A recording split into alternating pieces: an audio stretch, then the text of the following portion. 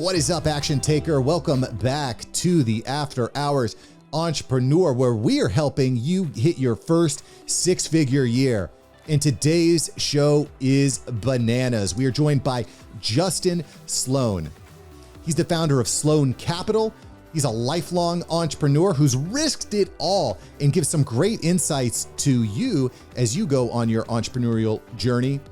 And we're going to be talking a lot about a company he's helping to build called Everbowl.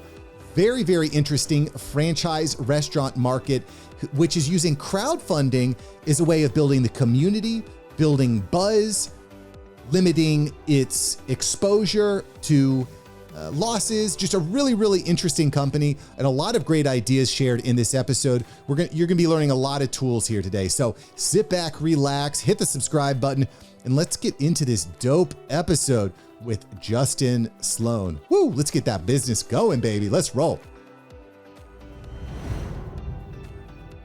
Yo, Justin, welcome to the show. Hey, man, thanks so much for having me.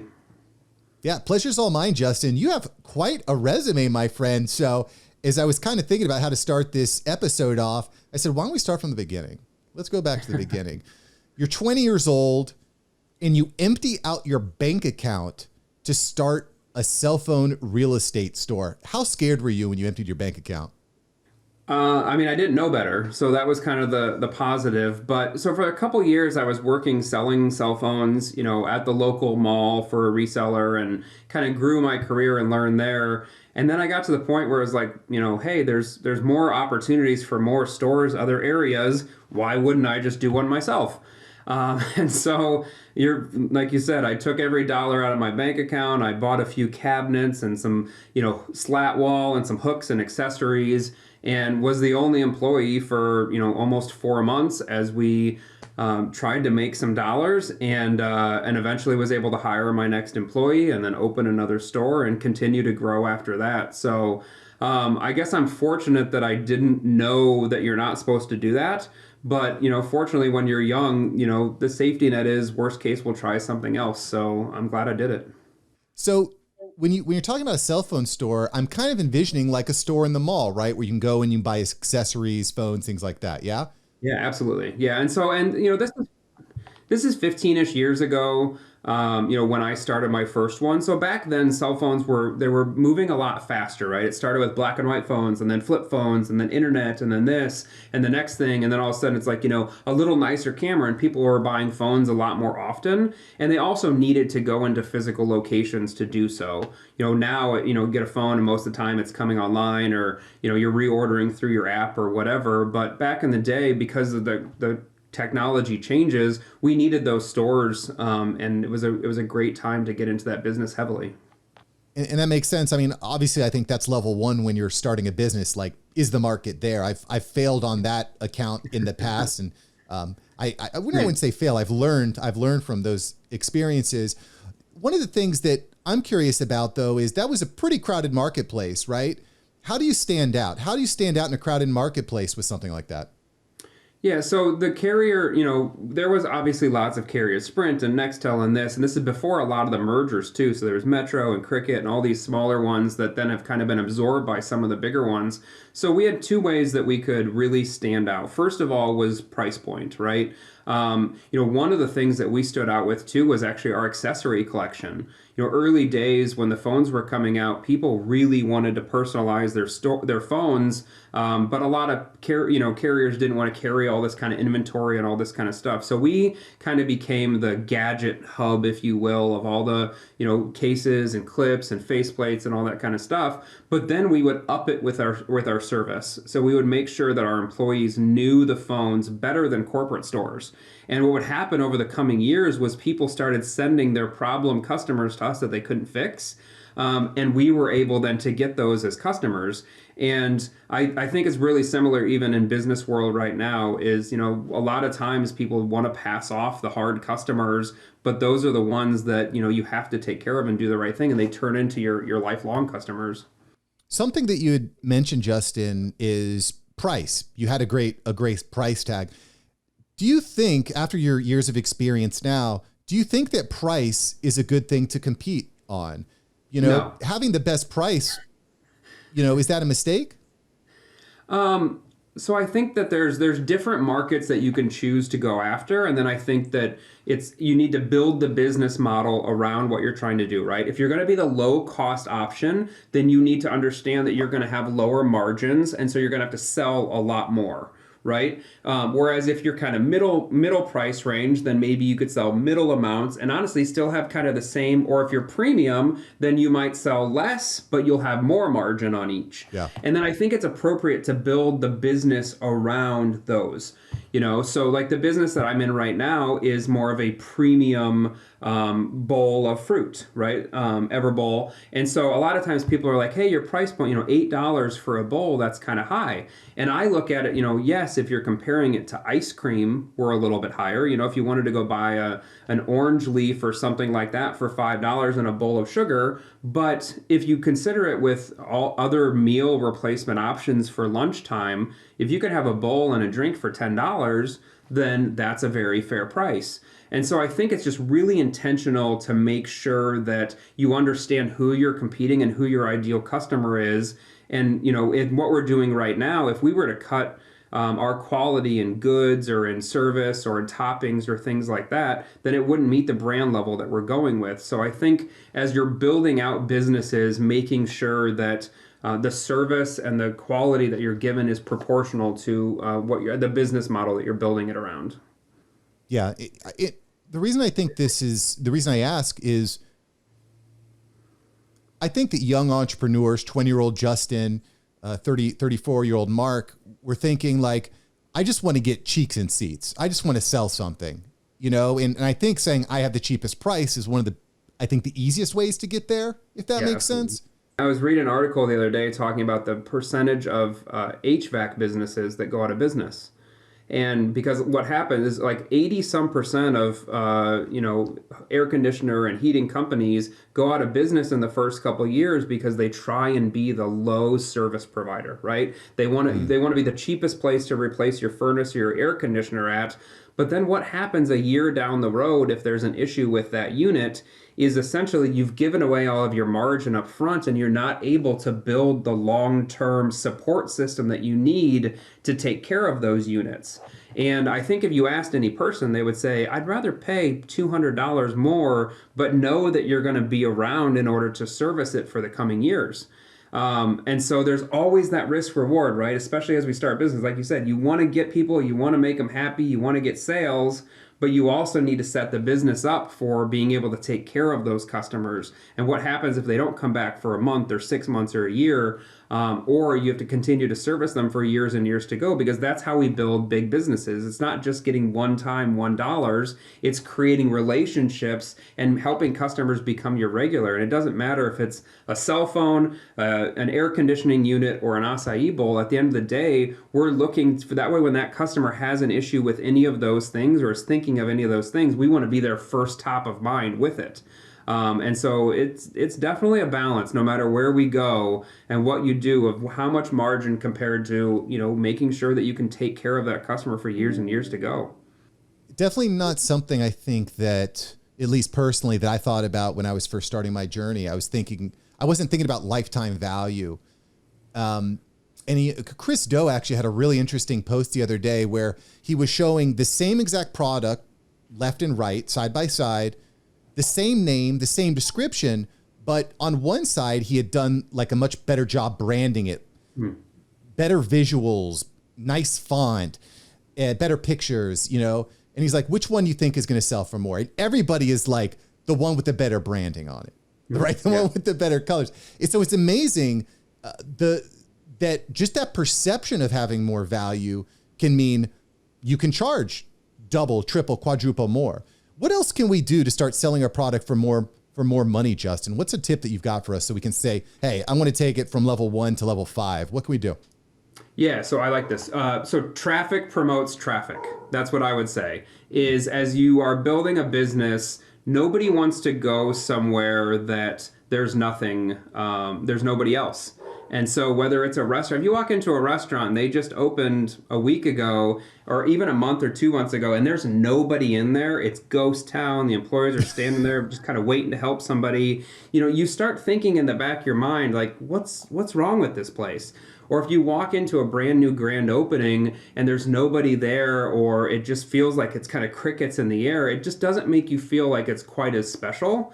So one of the things that we intentionally do is do everything that we can to have people try our products for little to no dollars in different businesses that we do, because that then helps validate, right? A lot of those customers will be lower margin customers, or maybe it's a coupon, buy one, get one free, etc. But what you're doing is you're showing that the business has customers. And it's a really good thing for other people to see that, and then see other people post it online and talk about it and say that they've been there. Because what you don't want is something where nobody's been there, nobody's tried it. When they do go in there, there's nobody there. And so it's very important to make sure that you're creating a business, but also creating a need for that business, and right out of the gates doing everything that you can to help people try that business for the first time.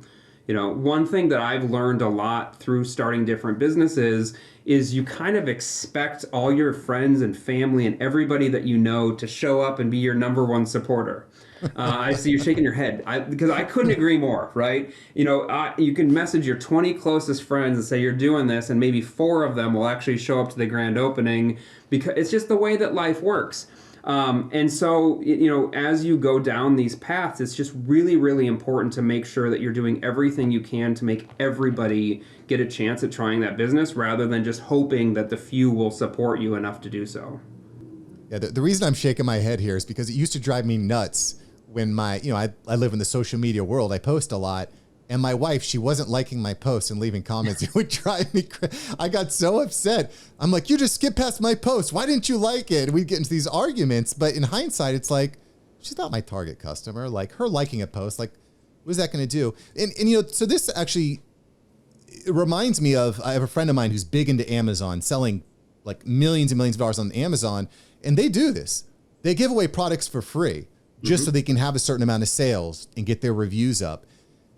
Which I think is great when you're starting out a business, right? But doesn't it become dangerous to start giving away and doing giveaways after the initial hype is kind of starting to wear down, right? How do you do giveaways? How do you promote? How do you help increase that traffic after the initial kind of honeymoon phase starts to wind down? Yeah, so it's really important not to have yourself only be able to get customers if you give a discount. Right? But that's part of that branding and positioning. When you go to McDonald's, you're expecting a dollar menu, right? Or the value, whatever they call it now, where it's the lowest price, and you just know it's lowest ingredients, highest mark. Like, you just know it going through that it's a factory. Whereas when you go to other places, even like Chick-fil-A, the way that they package, the way that they speak to you, you're not walking there with too many coupons and or expecting to go up and have something be 40% off or whatever. Their menu stays pretty similar, their price point's a little bit higher, their service level is higher, and so it's just, you're able to justify that price point. So I think the most important thing is, yes, there's a period of time in which you need to do that, but then there's also the waning off phase. With us, it's about helping customers try us multiple times. So with restaurants, even if somebody has the best experience in the entire world, and I'm talking A+ from the moment they walk in the door to the moment they walk out of the door, they have the best experience in the entire world, the odds of them coming back again is 40%. Okay, wow. So knowing that, you need to get them in 3 times before they're driving down the road and they're like, I'm hungry, I'm thinking of Everbowl. So what we do is we intentionally do what we can to help people get us 3 times. So the first time is a big grand opening, right? We just threw one last Thursday. There's 400 people in line. We gave away over 300 bowls. We then documented all the footage to show what was happening, and then take that material and we repurpose it online to show people, hey, look at this cool, awesome restaurant that just opened. So then it gives us the ability to have a lot of people try our food the first time. After they go through the line, we're giving them a coupon, right? We're making it easy to come back a second time. And then even the third time, sometimes they'll get a coupon, right? And so what you're doing is you're making it exponentially easier for them to try getting you the third time. And if they try you the third time, they likely become a regular. And so our entire mission, whether it's DoorDash or Uber Eats or wherever that we're helping get our food to customers at, is to make sure that we do it multiple times. And so you can do that through a mixture of, like I said, making it easy through a grand opening or coupons. But then it's up to you to deliver a level of service and quality of your product that says, hey, that discount that you got was lucky. It wasn't every time that I come in, I should get a discount. It's like, wow, I can't believe that they gave me one of these bowls for free. I'm so happy to pay $8 for it. We had many people that went to our opening on Thursday, came back Friday and Saturday. Boom, they're already at 3 times. They're regulars, right? We've helped make it so easy to them. But guess what we did when we came in and they had a coupon for buy one, get one? We weren't like, oh, it's buy one, get one. No, it's thank you so much for trying us again and getting one for somebody else to try too. We really appreciate the fact that you're bringing your friend or you're bringing your child or you're bringing your significant other in here. That's big for us. And so as customers come in, we don't want to make a fluke that they had a good time once. We want to make sure that every single time they walk in the door, it's, hey, welcome to Everbowl. And when they get that bowl, it's handed with, because the bar is so low. The bar, especially in what I'm doing right now, mainly, it's so low of, I can't tell you how many times I order something online and it's just thrown together in a bag. It's missing items. They don't look at they just don't care.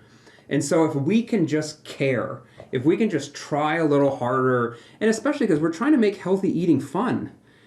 Part of fun means not difficult. It means when I place my order, I don't want it to be painful. When I get my order from DoorDash or Uber Eats, I don't want to have to worry about it being wrong or melted or the lid. How many times have I ordered Chipotle and the bowl is spilling all over the bag inside? The chips are soggy. They forget this item. And that's not fun. And especially when it's dinner time and you're hungry and you think you're going to get this and you get something else. And so we really work really diligently to make sure that we deliver on that experience with the ingredients. And then over time, people don't expect us to be a discount place. And honestly, premium ingredients at discounted prices, there's a reason that those places don't stay in business very long. You need the margin to support the business and to support the quality of staff that gets you those results. Yeah, that's kind of like a vicious cycle where, you say, oh, we have less traffic, we need to shave money, so we'll pay our employees, we'll hire a low level of employees, and then it's just the whole thing falls apart. Dominoes falling. Which Justin, to me, is an interesting point. Every time I drive by a restaurant with my wife, I'm like, why the heck would anybody want to open a restaurant? It's the margins are poor, tons of work, like lots of money and capital up front to invest. So you've had all these successful businesses, your investment fund is doing well, real estate, all these tried and true wealth generating ideas. Why the heck get involved in Everbowl? Why get involved in the restaurant industry? So I want to be clear that I'm not a restaurateur.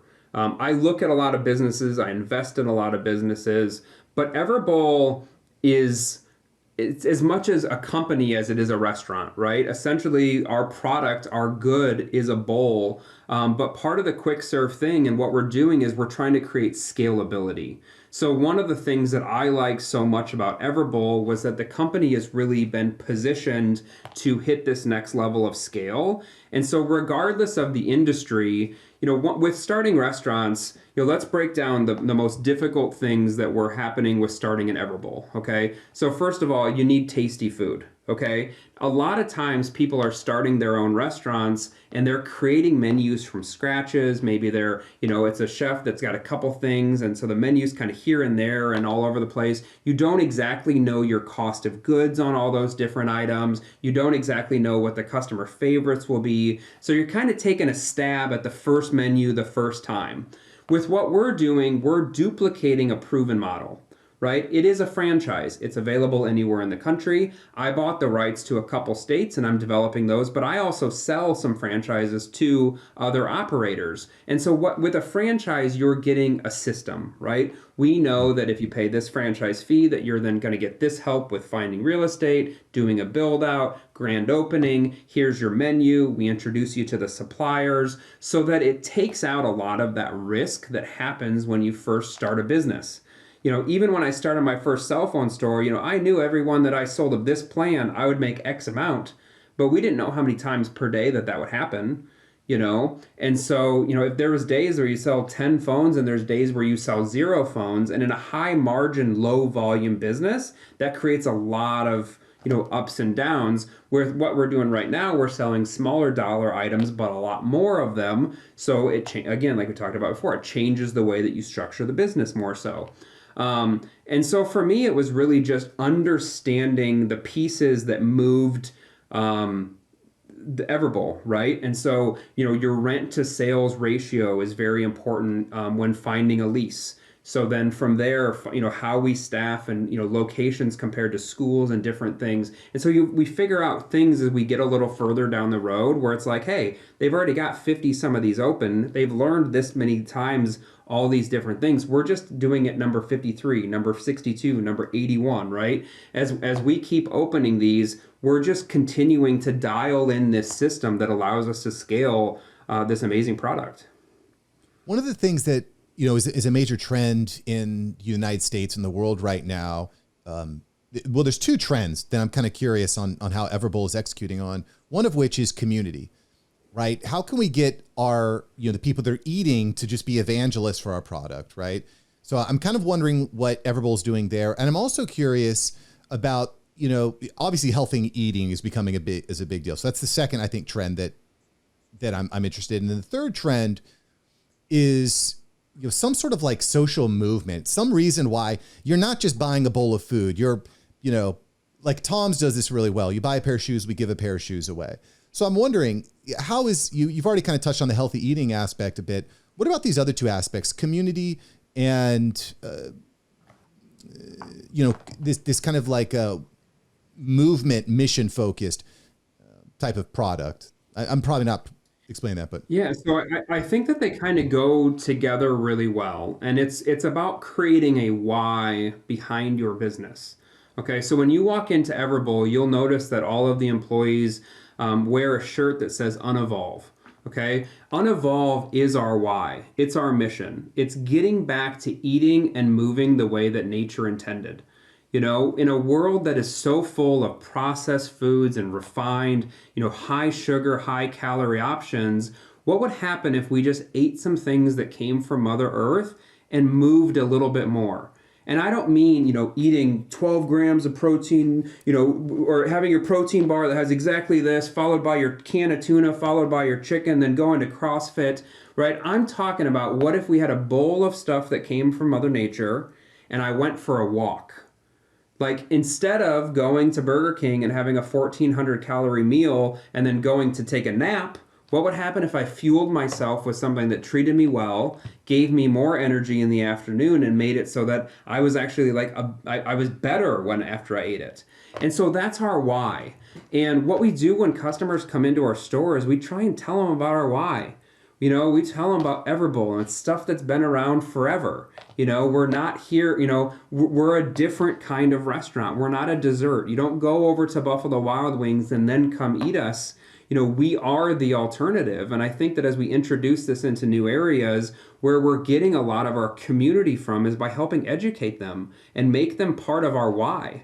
We sell merch that says Unevolve. We make them part of it. We have acai seed bracelets that are literally made from the acai that you're consuming in the store. We work with the local farmers.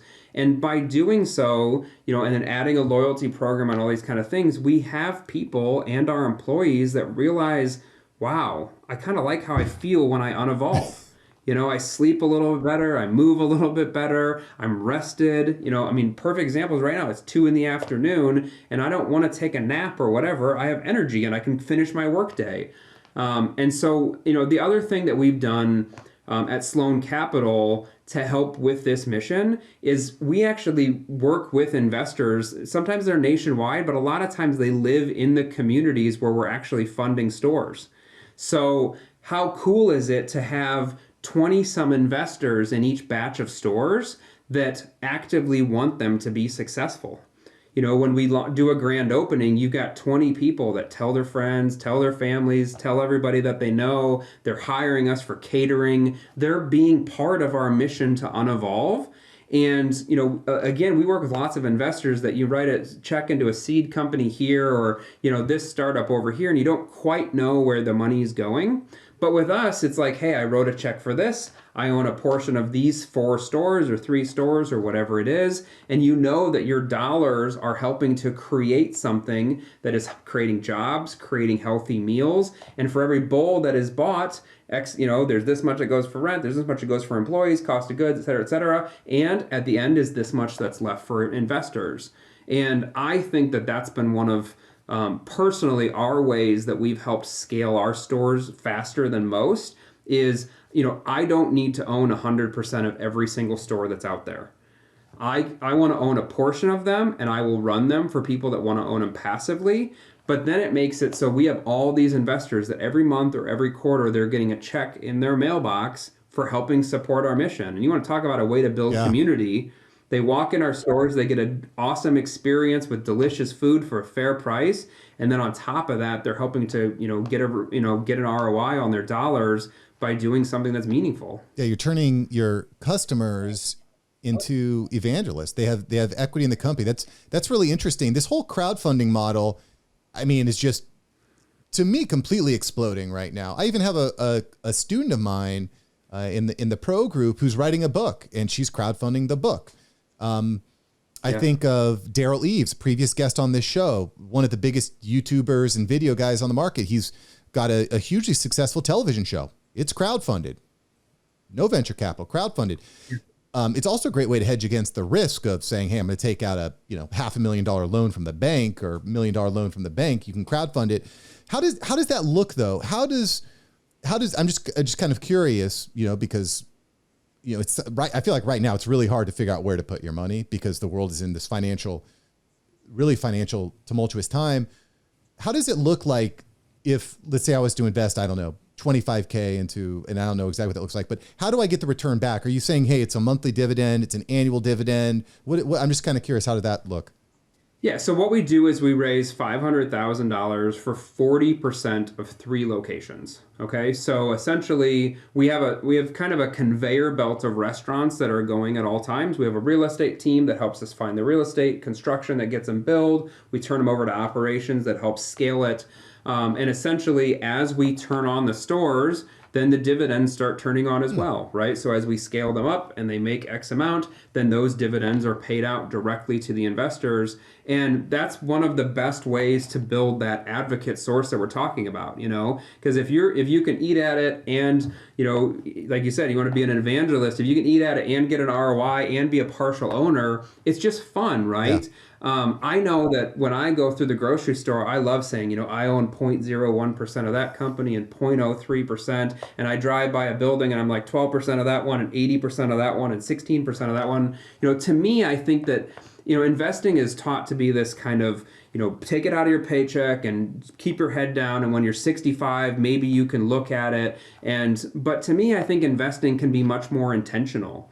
And specific with what you're doing. And so, like I said before, when people write dollars to us, they know that those dollars are helping to turn a space into a restaurant and to help create jobs and provide more meals to their communities. So it's very specific and intentional. It's not like when you write a check to Apple and you're like, well, I don't know what wing they're going to put onto, whatever super headquarters that they're building now. Whereas with us, it's very intentional that hey, I own 4% of these 3 restaurants.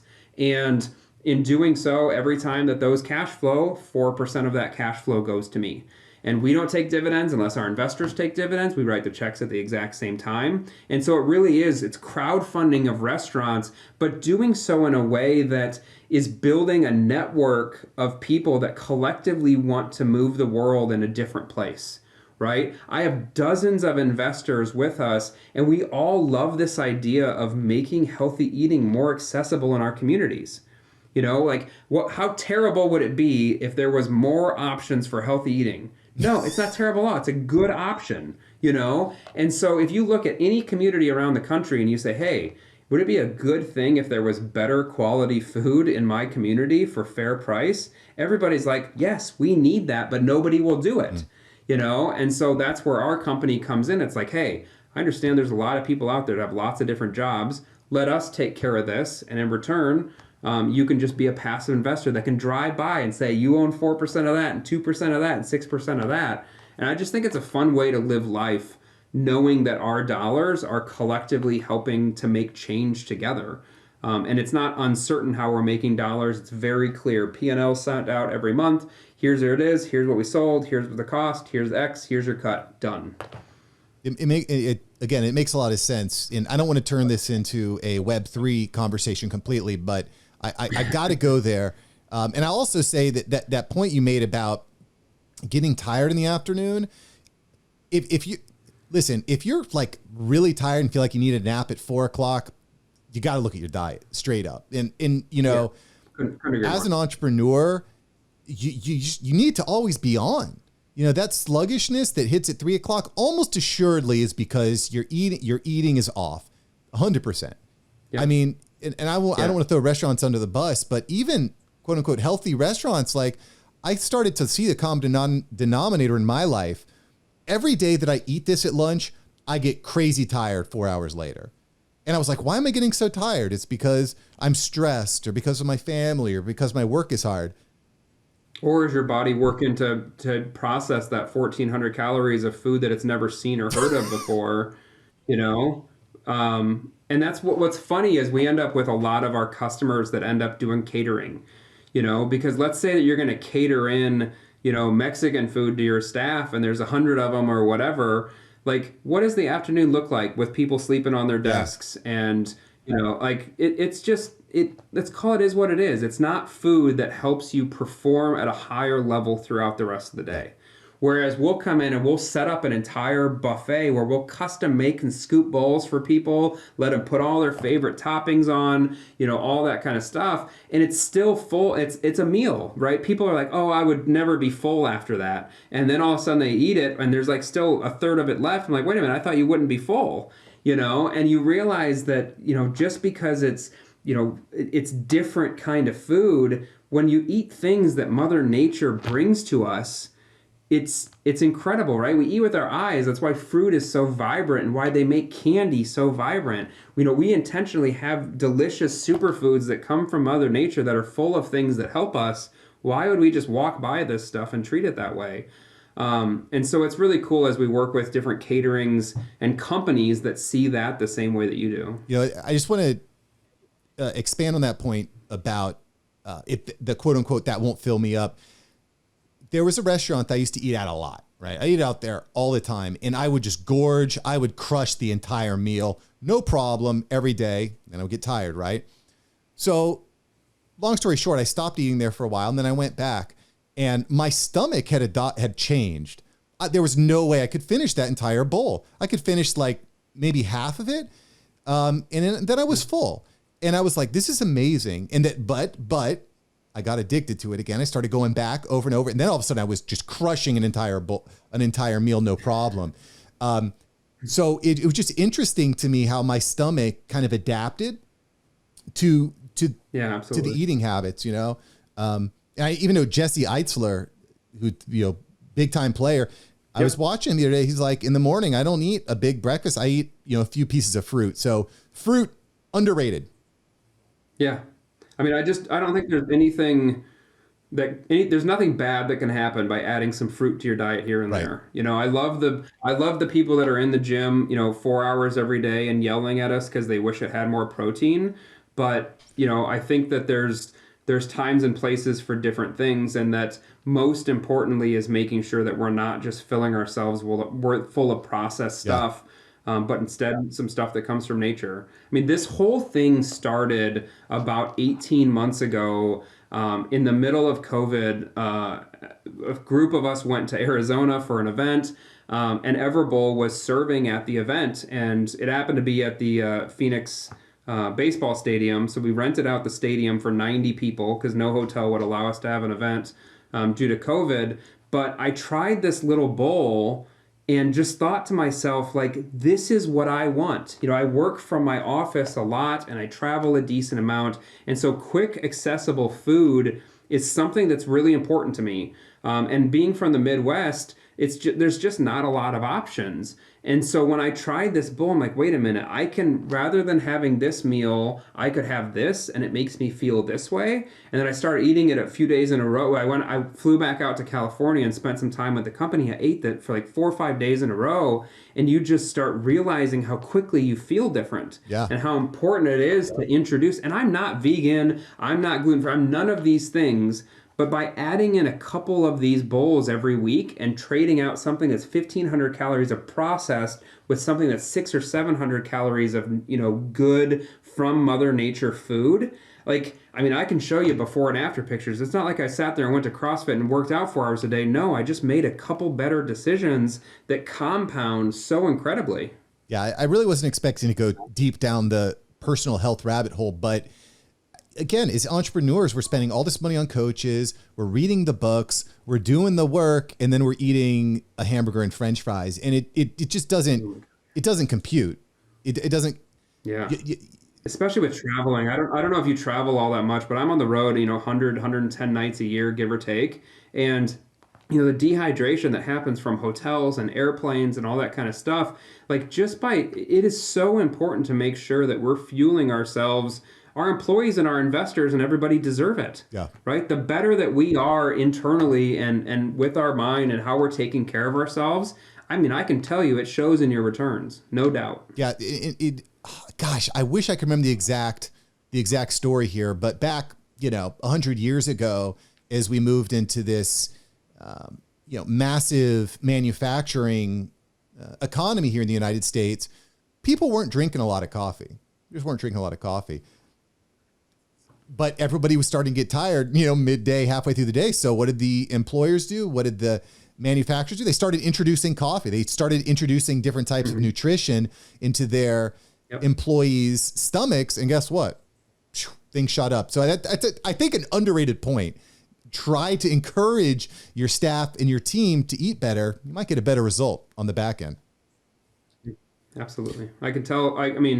I have staff member after staff member that tells stories of how Everbowl's changed their lives. And that's, it just continues to drive our mission. It's customers, it's investors, it's everybody, but mostly it's our employees too, right? Because they're the ones that, we have people that worked at restaurants and pizza restaurants, right? And their staff meals every day was a small little pizza. Well, what happens when you change that 4 times a week? We have staff members that don't even remotely look like how they started looking when they worked for us, because they've learned these different things and then they're telling their friends and they're sharing that mission about what we're up to. And it's incredibly rewarding. Yeah. And frankly, it normally goes the opposite way when you get into a sit down office style job. That's really interesting. I want to do kind of a hard/soft pivot here, Justin. We're talking about different ways of crowdfunding, which I think is the future. Crowdfunding, you're already seeing the stock market. Everyone can trade. Everbowl in your model there has a lot of crowdfunding, which to me makes a lot of sense. But I really feel like the future of crowdfunding is going to be part of Web3. It's going to be blockchain. It's going to be NFTs. And, I'd be remiss if I didn't ask you your opinion on where the world is going, Justin. You've adopted and adapted several times over the past 20 years. Where do you see things going with NFTs? Do you think that's the future of crowdfunding, or are they overrated? Yeah, so, if you go back in my social, there were some videos from earlier this year where I just kind of said, we're going to crash, right? Because the NFTs that were created in this huge bubble that we had, there wasn't much utility that went along with them. But the idea of NFTs and fractional ownership and things is so the future. It's just not, it's going to scale businesses and people and everything so fast when you can understand on a blockchain true ownership, truly how much is out there, truly how many other owners there are. And then the fact that through tokenization, I could actually distribute, to NFT holders residuals. So if you imagine, rather than cutting monthly checks and going through this whole thing and keeping track of a cap table, people could trade our NFTs in fractional ownership in our restaurants, and then whoever's holding that NFT on payday, guess what? Here it is. And I think, I'm already part of it with some real estate and some different things, and we're early. it's so laughable how early everybody is to Web3, and the entire crypto market is still less than the market cap of just Apple. So as we start expanding over the next many, many years and start trying some of these new businesses, it's not going to take much to see unbelievable growth in some of these things. And when you look at these random, lions or bears or whatever that can be worth, millions and millions of dollars, but there's nothing behind them other than a bunch of people that agree they're worth millions and millions of dollars. What happens when entrepreneurs like us start building NFTs with real utility? It says, hey, wait a minute, if you own these, you fractionally own this business. Here's some perks on top of that as a thank you. And then you can introduce new things like maybe burning shares or burning NFTs. So you shrink the supply, different, things here and there. And it's going to give direct access to investors, to the people that they want to invest in, and the ability to be part of different things. Rather than sitting on a pitch for an hour and having to be there at that moment, why or at that moment, you could essentially buy and trade portions of different things in the same way that you do stocks. But the one thing with stocks is nobody quite knows the rules, right? The rules constantly change. They make more of this one, they dilute this one, they do this, they buy back this. All these different things happen with all these companies. But blockchain's going to open up that trap door that these people have been working out of really quickly, because on blockchain, everything is what it is. It's stamped. It's there forever. You can go back and see how many of those are selling, who they're selling to. I mean, when people really start understanding how to analyze NFTs, they're going to quickly realize that some of these projects that they've been supporting for a really long time are absolute dog shit. I mean, to call it is what it is. Yeah. Yeah, no, and that's happening. And I think because that's happened over the past, I don't know, four months or so, people are starting to say, it was a fad. Mm-hmm. It's a bunch of scammers. It's not for real. But that idea of fractional ownership, easy transfer, airdropping, benefits, the fact that you mentioned you can actually sell or trade the NFT, which, by the way, the creator of the NFT gets a cut of that. Bingo. You get a cut of that. So that's a benefit. And there's no doubt in my mind that it is the future, right? I also think, and I also agree though, that we're early. We're still in the pregame. The first inning hasn't even started yet. Yep. But if there's one thing that we've seen, technology is moving crazy fast right now. I mean, I'll talk to people, they're like, yeah, maybe in 20 years, NFTs will be a real. I'm like, bro, like people are buying and putting home titles on NFTs already. Like, I think we're 18 months out from, I just feel like there's the biggest problem, I think, to the NFT is it's complicated. And this goes back to one of your original points with Everbowl, is we got to make healthy eating fun, AKA easy, simple. Yep. NFTs aren't there yet. What do you think needs to happen in the NFT market for there to be a mass adoption? So, part of this big boom that we had over the last year or two has then had a lot of bad actors that have been part of it, right? There's been a lot of bad lending. There's been some big exchanges. I'm a victim of having a lot of money stored on one of the big exchanges right now that is collapsed. And that brings a lot of uncertainty to people. So, when it's already kind of an uncertain market and then somebody has a lot of their net worth or something locked up for things, that's going, we need to get these bad actors out of there.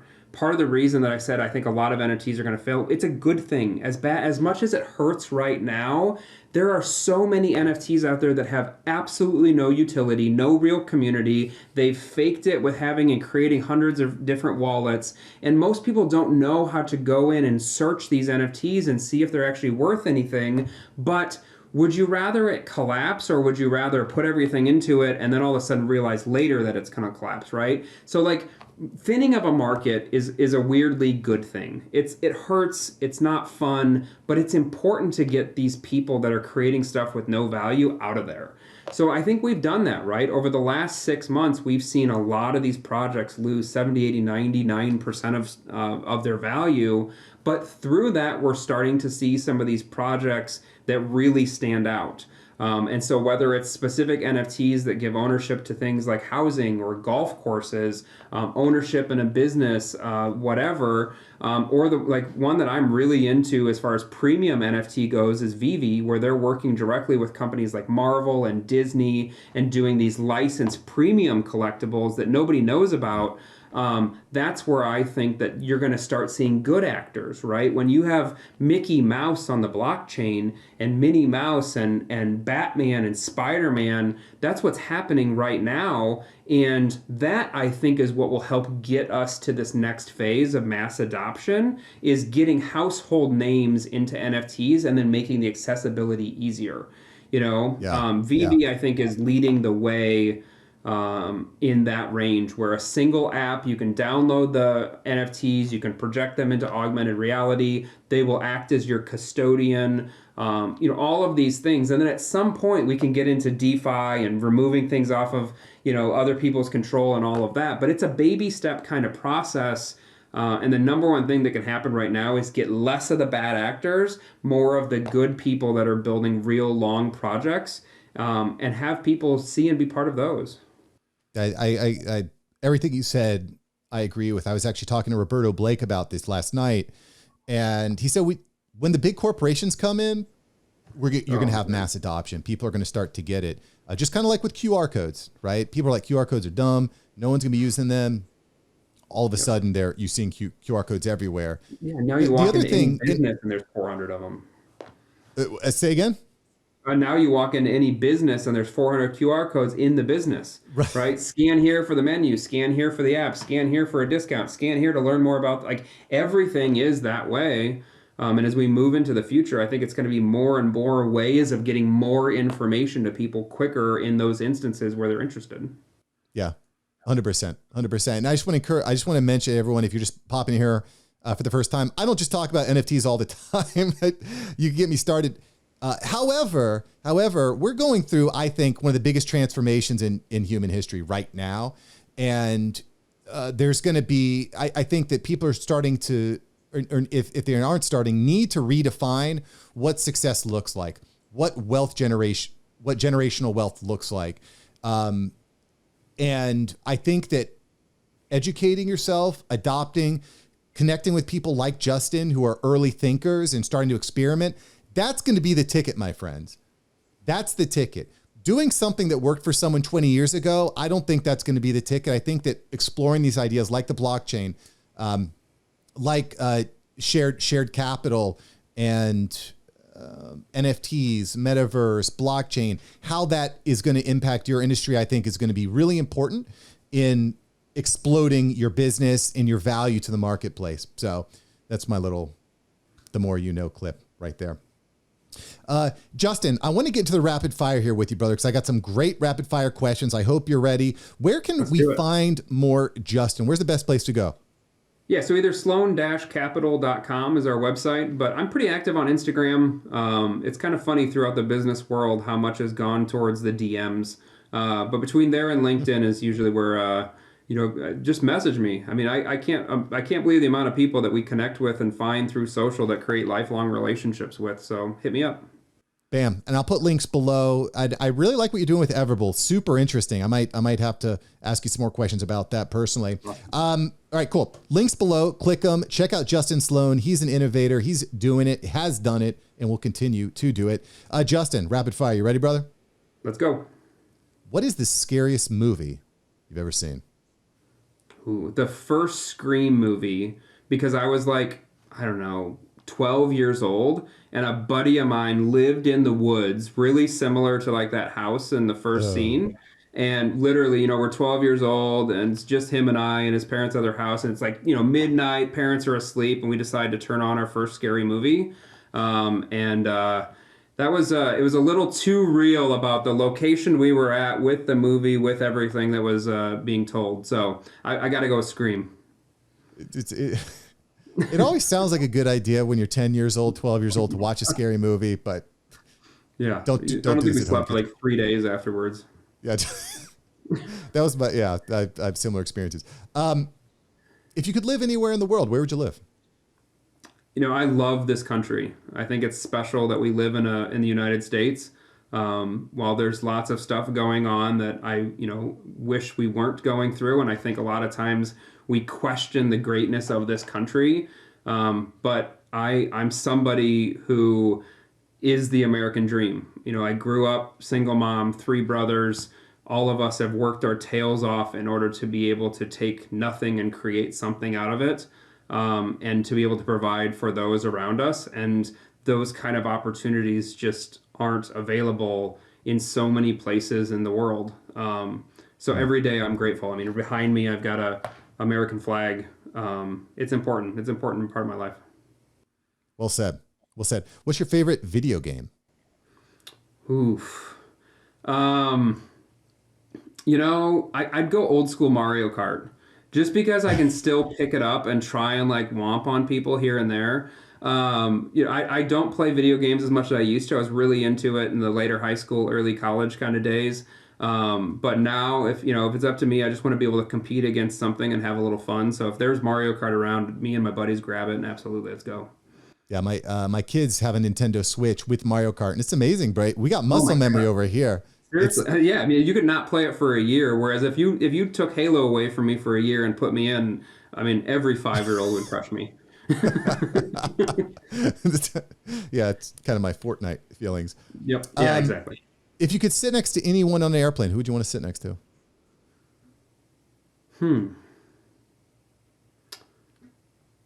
I don't know. Somebody I haven't met yet is what I would say. I'm always, I really believe in networking and getting to know as many people as I can in life.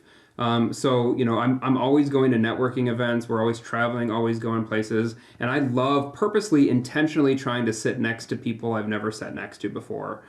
For no reason other than I think that there's something we can learn from everybody. And there's things that we can teach to anybody too.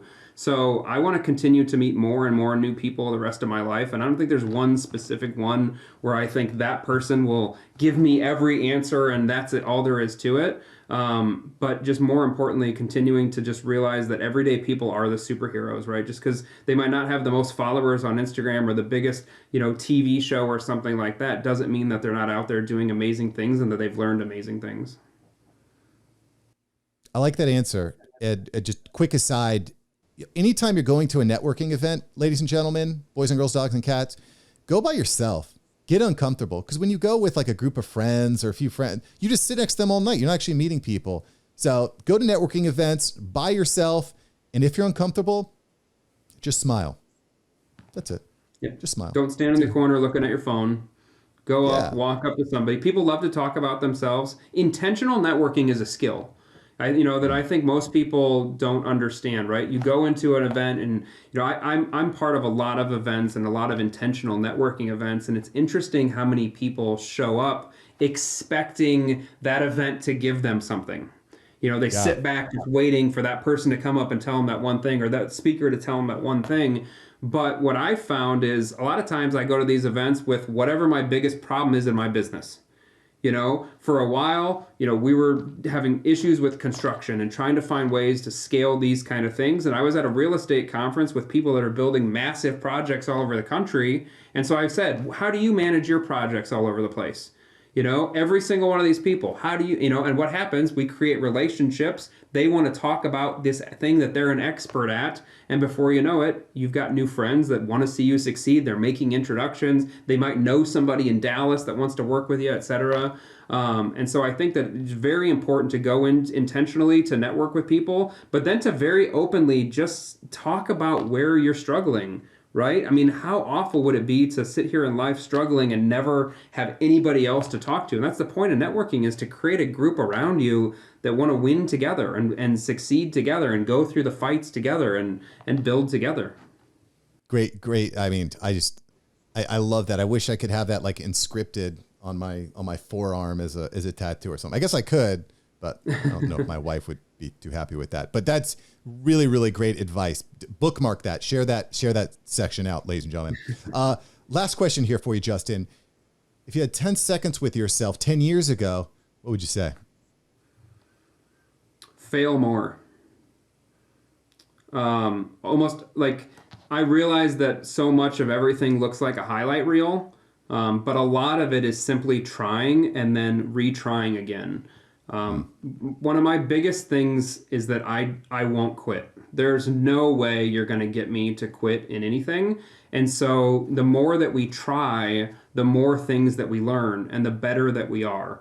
And I wish that there's some many times throughout early career where you're so afraid to fail or so afraid to try something because other people might see you fail or stumble. But that's where the growth is. You know, most people go their entire lives never trying, never failing, never getting out of their comfort zone, or that one time that they finally do, then they're building their entire thing based upon the feedback of everyone around them. And you know, I don't care if I fail, if I flop, if those around me don't pick me back up, then they're not the right crowd to be around anyways. So I wish that I wouldn't have tried to make as many people happy along the way, and more so make sure that I stick to the business ideas. When you feel passion about something, go down that path, try it. Even if you're wrong, you're going to know that next time. I'm 37 years old. When I go through, I'm going to do this for the next 30 years. The more I can fail now, how much better am I going to be for the rest of these next 30 years that I'm in business? Preach. That's a mic drop right there. Together so that we can win together. Yeah, baby. Fail more. Man, I wish I would have learned that earlier in my life. It's tough at first, but it almost becomes like an addiction. Justin, thanks so much for that, man. That is fire. Thank you, brother. Yeah, great to talk to you, man. All I can say is, wow, Justin brought the heat. He brought the fire, and I hope you're ready to take action. If you haven't yet, make sure you smash that subscribe button. And listen, when you're ready to build status in sales through podcasting, hit me up. I got your back. contact@marksavantmedia.com. That's contact@marksavantmedia.com. I'm going to help you. You're a busy professional, and that's what I do. I help busy professionals build status in sales through podcasting. Find out how it can work for you. Contact@marksavantmedia.com. All right, ladies and gentlemen, boys and girls, dogs and cats, that's it for today. Thanks for listening. Thanks for watching. Go out and take the action, baby.